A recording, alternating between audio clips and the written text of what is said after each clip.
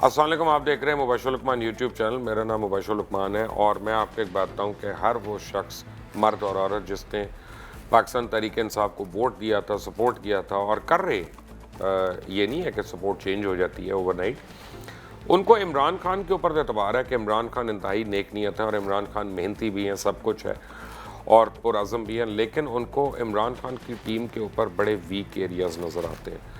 ख़ास तौर पे जब हम पंजाब को लेते हैं और 62% पाकिस्तान का ये हिस्सा है, क्योंकि आबादी के तनासब से जब हम इसको देखते हैं, वरना तो बलूचिस्तान सबसे बड़ा है, तो वहाँ उस्मान बुज़दार अभी तक लर्निंग मोड में है। और मेरी उनको एक राय है, क्योंकि इतनी देर तो अब सीखने में नहीं लगनी चाहिए, इतनी देर में तो एफएससी लोग कर लेते हैं और बच्चे ए लेवल्स भी कर लेते हैं 16 महीने में। तो आप ऐसा करें उस्मान बुज़दार साहब के, अगर आप मुनासिब समझें तो या मेरे से या कुछ और लोगों से जो वज़ीर रह चुके हैं, हमसे आपको प्राइवेट ट्यूशन ले लें बगैर पैसों के, या आप ना, मेरा मतलब है कुछ तो मुझे पता चले कि आप लर्निंग मोड से निकल आए हैं और अब डिलीवरेंस मोड में हैं। हमें आप ये तो बताएं कि आटे के ऊपर जो आपने क्रैक डाउन किया था उस पर क्या फाइंडिंग हुई आपकी। कीमत तो सिर्फ 4 रुपये कम हुई, यानी 38 रुपये से वो 68 रुपये पे तो हो गई, यानी 74 से 70 पे हो गई। लेकिन ये हमें नहीं पता चला कि ये बीच में अभी तक बाकी कम क्यों नहीं हो रही और किन लोगों ने वो किया था। जो आपने कहा था कि माफियाज़ हैं जो ये कर रहे हैं और उनको हम बेनकाब करेंगे, उनको आप क्यों नहीं अभी तक जो है कानून के शिकंजे में आप उनको लेके आए। फिर शुगर माफिया, वो शुगर माफिया जो है जिसने एक दिन के अंदर 5 रुपये चीनी की कीमत बढ़ा दी थी और अरबों रुपया का टीका लगा दिया आवाम को, वो जो है उसको आपने कहा था कि हम इनको पकड़ेंगे और इनको भागने नहीं देंगे।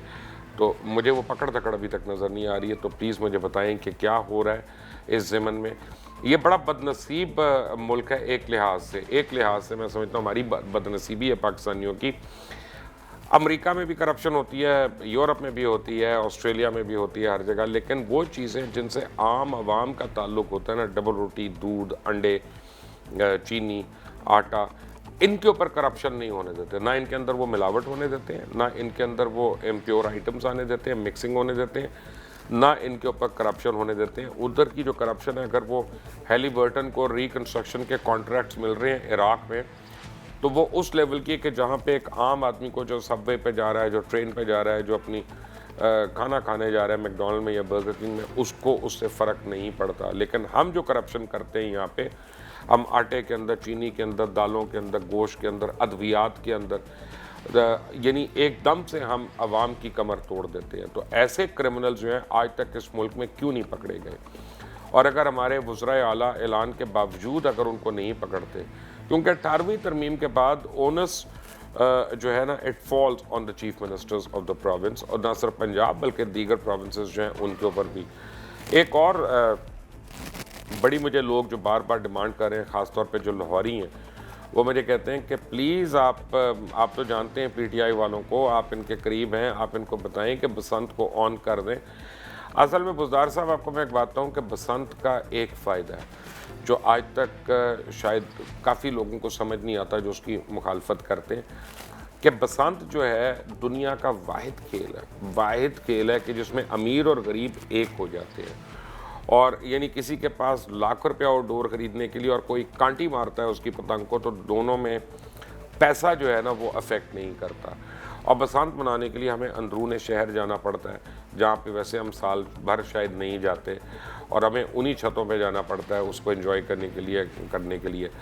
अगर केमिकल डोर बनाने वालों की वजह से पाकिस्तान का इतना बड़ा त्यौहार, जो अमीर और गरीब को एक प्लेटफॉर्म पे ले आता है, जो यकसा हैं, जो लाखों लोगों की रोज़गार का जो वाली वारस है, उसको हम बंद कर देते हैं, तो फिर हुकूमत की कमज़ोरियाँ, चाहे वो शहबाज शरीफ की हुकूमत हो, चाहे वो उस्मान बुज़दार की हुकूमत हो, कि केमिकल डोर बनाने वालों को हमने नहीं पकड़ना। 3 मैन्युफैक्चरर्स हैं, 4 मैन्युफैक्चरर्स होंगे, 5 होंगे मे बी, उनको नहीं पकड़ना हमने, वो डोर बेचने वालों को नहीं पकड़ना हमने, पूरे फेस्टिवल को उड़ा के रख देना, जो पूरी दुनिया के अंदर एक colourful, soft and real image of Pakistan के तौर पे उसने पाकिस्तान को मुतारिफ कराया था। दुनिया भर से लोग जो है बसंत सेलिब्रेट करने लाहौर आते थे, या होटलों में जगह नहीं मिलती उन दिनों में, लोग घरों में अपने दोस्तों के घरों में रहते हैं आके, रिश्तेदार तो रहते ही रहते हैं।